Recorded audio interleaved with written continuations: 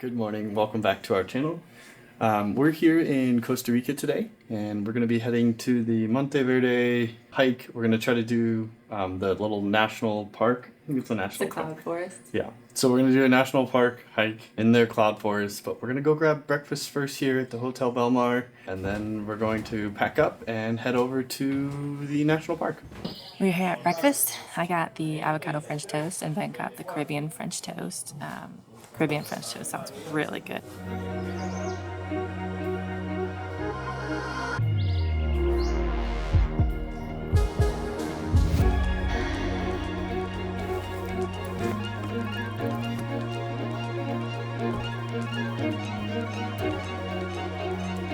We're on the offline maps because we have no coverage.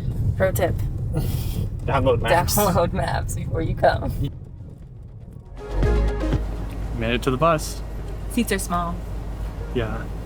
Un poquito. Un poquito.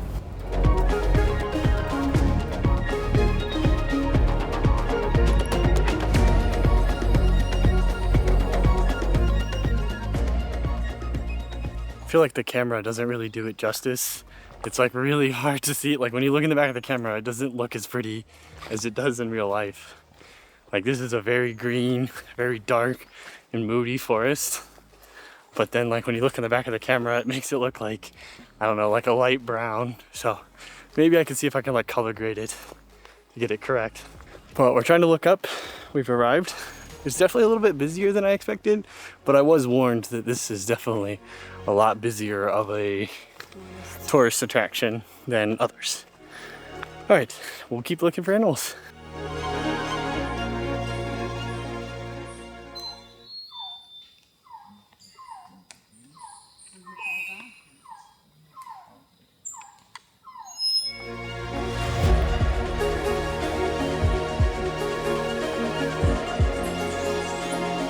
Clouds coming down. We're kind of in it.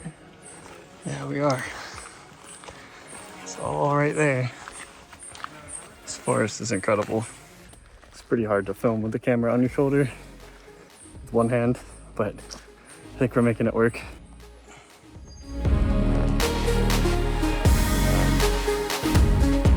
I know why they said it's like impossible to spot a sloth here. Because they look like the moss. Because it is like, And they don't move. they're perfectly blended in. I mean, if you happen to like stop at the exact right spot and just stare long enough, then maybe you could see one, but... I mean, if they're not moving, they're just sleeping. Like, I think most of the time during the day, I don't think you have a chance, like, at all. Also, glasses, once again, a debatable choice in the cloud forest. I think if you have contacts, it's probably a better answer. I don't really need them, but I'm trying to get, like, every advantage that I can get to spot things.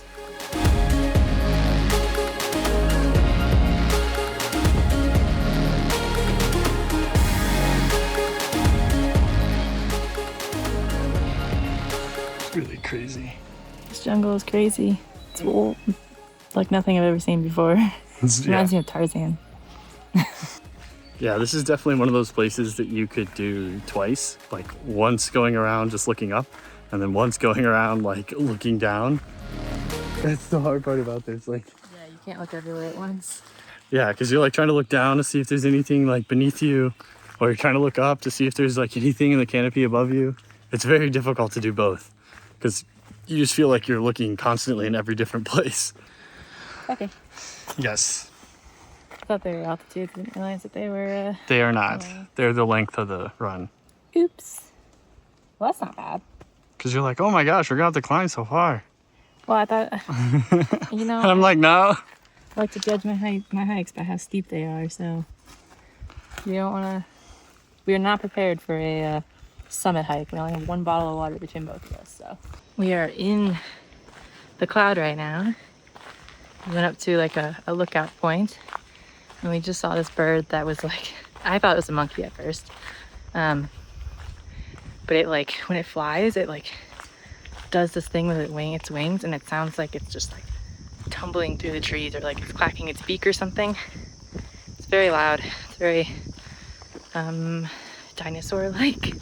So we just walked all the way up the mountain, and we're coming up on the lookout right now, so.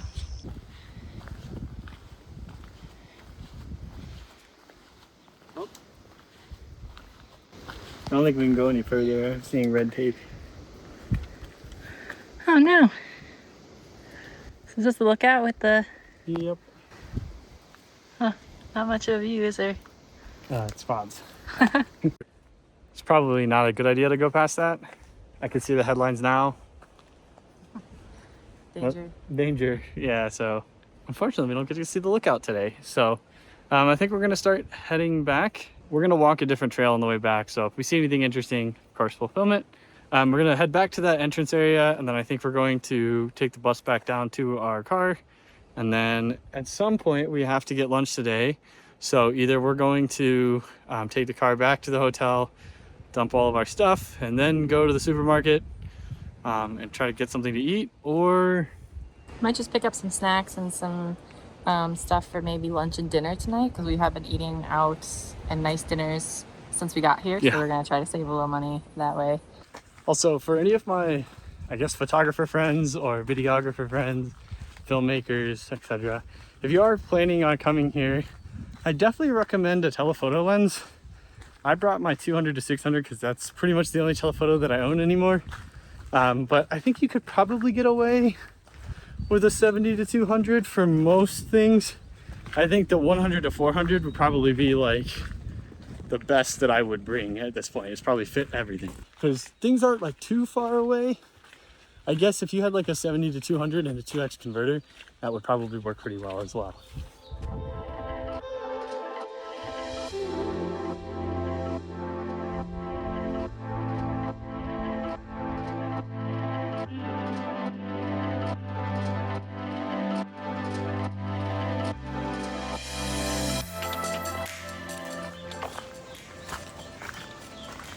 Cloud. It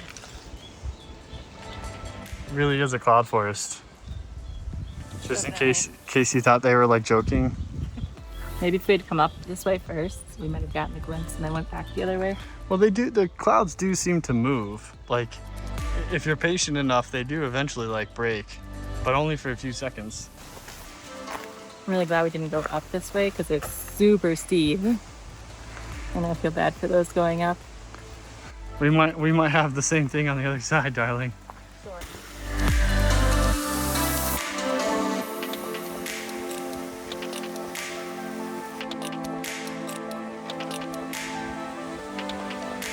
I feel like this is kind of like one of those trails. It's like, just keep hiking. Yeah. See where we come out? Yeah. They were warned. It is pretty steep. They warned us. We just came in on the other side.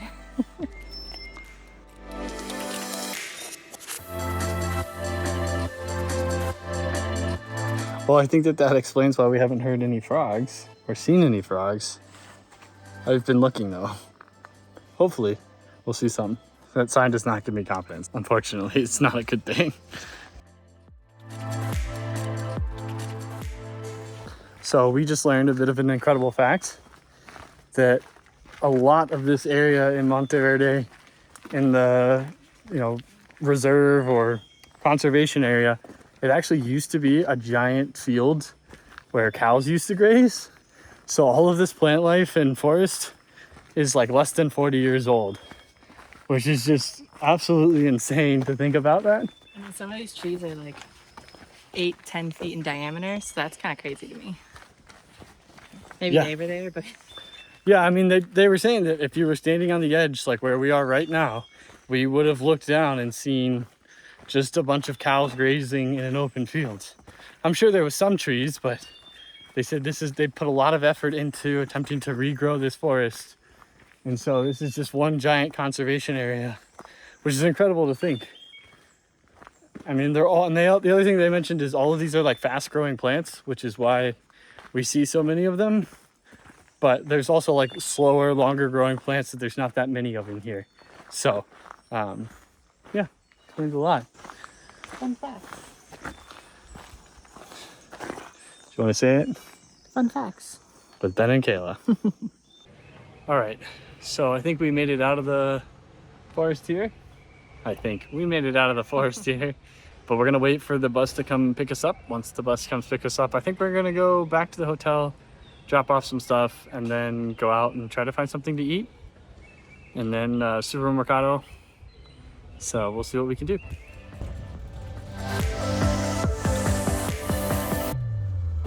All right, I think we're gonna try to go to the supermarket now and then grab some lunch and kind of see what's in town. And I think that's gonna be that's it. For right now. Yeah, for right now. We've got some stuff planned for later, but I think that's it.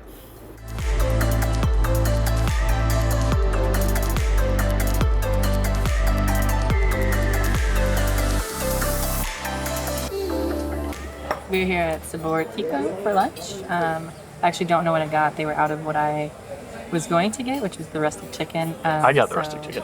Oh, okay. Well, something they were out of, so he recommended something else, and that's what I'm getting. So I'll find out. And this is lemonade with peppermint. So we also got some empanadas. We were told that the empanadas here are a little bit different than empanadas in Mexico, so that's why we wanted to give them a try. How's your peppermint? it's very good. It's unique. I've never had peppermint in my lemonade before. But it's not fake peppermint. It's No, it's like real It's peppermint leaves. Yeah, yeah. it's good. I like it. Empanadas. Mm. I don't know if there's any filling in this. I don't think I got any filling. Last time I had empanada, I was in Peru. Very good. Well, we both got. To be honest, I'm not sure if we accidentally switched or not. We both got something, so I think we're happy. So we had some of the traditional dishes. So we asked at the previous hotel, like, what dishes should we try? Guy told me the correct name. I can't remember it now. It was on the menu too. I don't remember the name, but we ordered off of the traditional dishes menu. Right. Yeah, it was very good. I mean, it was very good. traditional, like rice and beans, very big plates. I honestly didn't expect them to be that big. A lot of the portion sizes around here are really Like big. huge. Your dish was a little bit more sweet. And yours is more Savory. Yes, Yeah. mine definitely had more. I think we might have accidentally switched, but I'm not quite Yes, sure. I'm not sure who got which because we both ordered like chicken and rice, but I think we both got something. I didn't actually see the name of mine because I switched at the last moment into Yeah. something he recommended, and I was like, sure, why not? So I had no idea what I ordered. So, Yep. but we got some snacks too for later in the trip. I think we're just gonna go back to the hotel for a little bit, chill. It's pretty hot out right now. It's very intense in the sun, so we're gonna chill for a little bit. As we said earlier, we have our night tour tonight. All right. I think we need to get back on the road here. See you later. Something we've noticed here is that all of the locals drive in like the middle of the road, which is very interesting because the roads are only like, they're not big enough for two cars, so you have to get like way over in order for a car to pass. And the Costa Ricans seem to, around every You've arrived at your destination. around every turn, they're like on the opposite side of the road that we're from where they should be, and they like drive in the center. It's so strange because it's like you would think that they'd be like stay on one side because they know that it's Or at dangerous. least like generally to this side of the road. Like Yeah, it's just a little strange. That's the odd part to me is that like, you know, at least generally you would think that you would pick one side of the road to kind of stick to, but nope. A number of times I've come around a corner and somebody's been like, you know, on the the wrong side of the road, crossing the line like on a blind corner. You know, it's definitely not a fun experience, I'll tell you that. So we're just doing a quick walk here through the little self-guided tour that's here on Hotel Belmar. We just stopped in their little coffee shop. It's absolutely amazing. I feel like we probably need to go there tomorrow. Yeah, they have really nice smoothies. Yeah, I will tell you, it is very hot in our room, just so everybody knows. There's almost no air conditioning pretty much anywhere in like the cloud forest area, rainforest area in Costa Rica. Air conditioning here is pretty rare, especially because, wow, these steps got like really steep. But air conditioning is generally pretty rare here in Costa Rica, just because as you can hear, the wind and the temperature is so moderate that basically almost nobody uses air conditioning. It's also an ecological thing, right? Like, if the temperature is really nice or reasonable, like you can just open the window, put a net over it, and just enjoy the nice weather and not have to waste the electricity. So, man, this is like one of the steepest trails I think I've been on. And I probably should have wore pants to do this, but now that it's... We are doing a lot of walking today. We spent like 3 hours this morning hiking. We're going on a 30 minute hike. Oh, there's that bluebird. There's that bird, bluebird, hold on. Oh, please. Un momento, por favor. All right, we're back. No longer distracted by the bird. Apparently there's like this blue bird that's... Stunning. Yeah, sorry. I just had to check the camera really quick. They're just a really cool bird to see. They have like a long blue tail, really shiny, like vibrant blue feathers.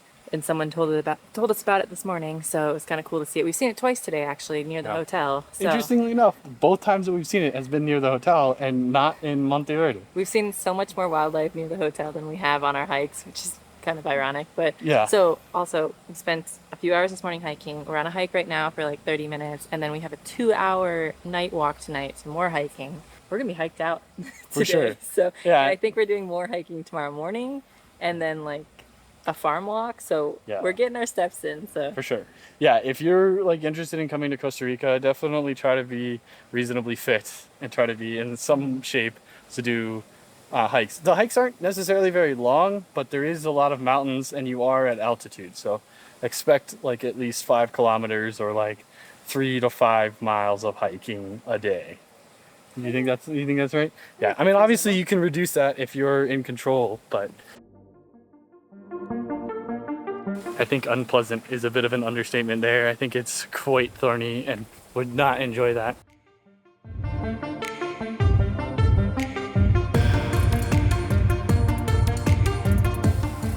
What you see?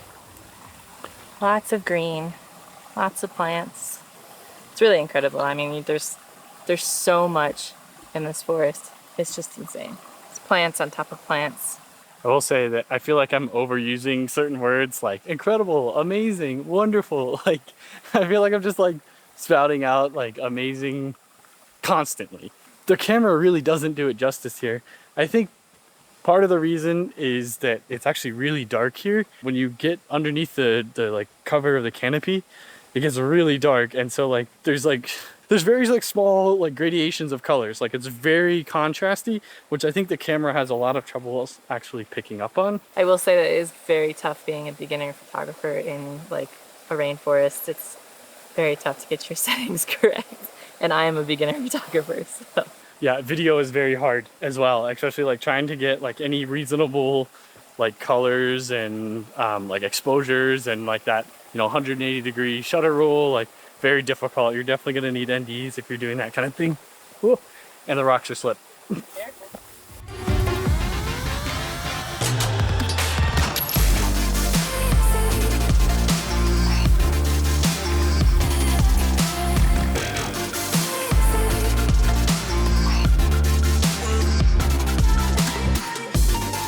How you doing? It's really big steps for my short legs.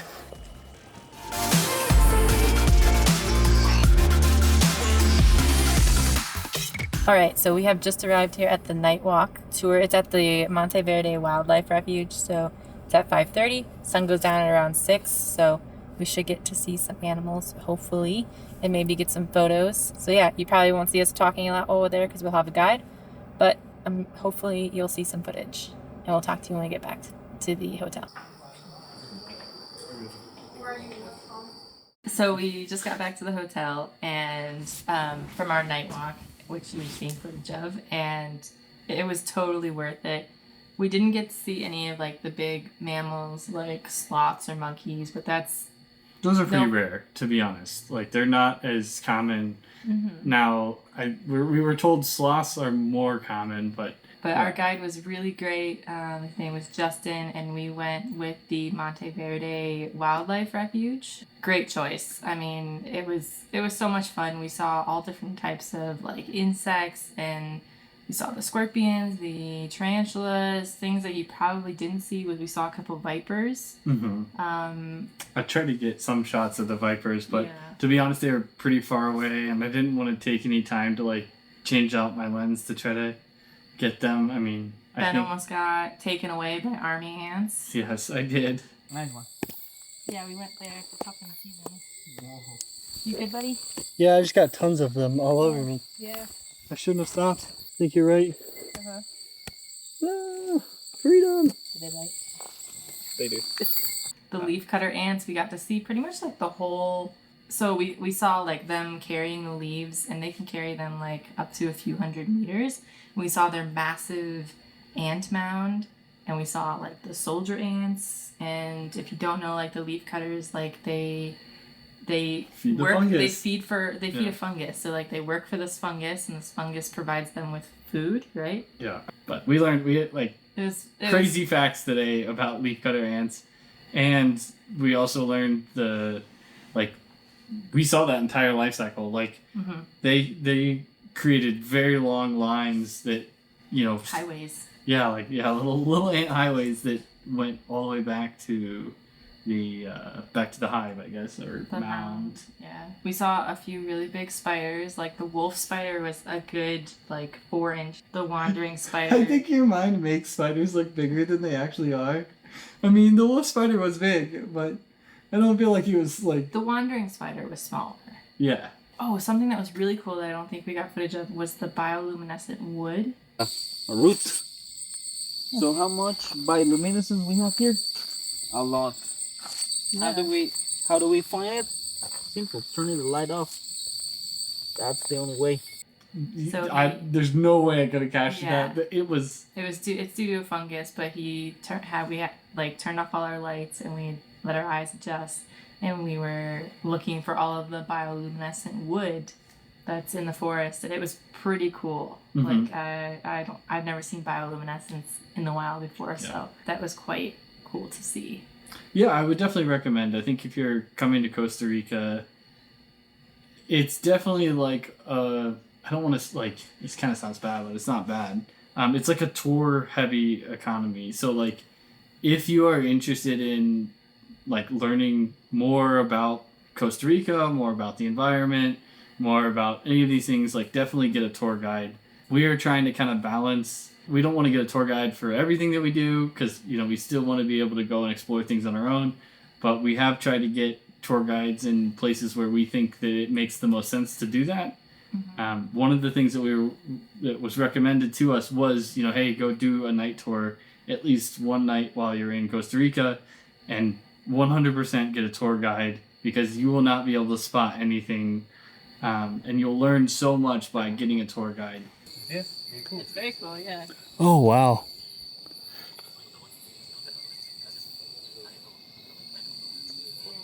It's really not that expensive either. It was expensive for us because we did pay for a private tour, which I do recommend. Yes, 100%.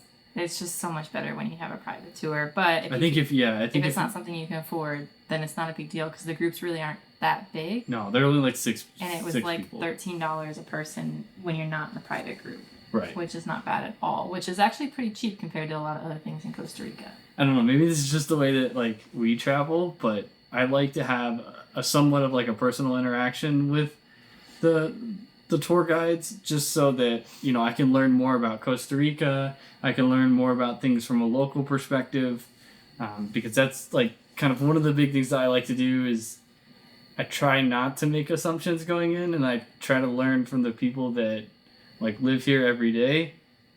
So it was very interesting, and we were able to hear a lot of his life story about how he got into the tourism industry. If I remember, I did take a picture of his contact info. I will try to link some of his stuff below. Yeah, we still haven't had dinner. It's 8:30, so we're gonna end this video here today. It's been a long day, a good day, and we have more coming up, so you'll see more next week. But we appreciate you watching.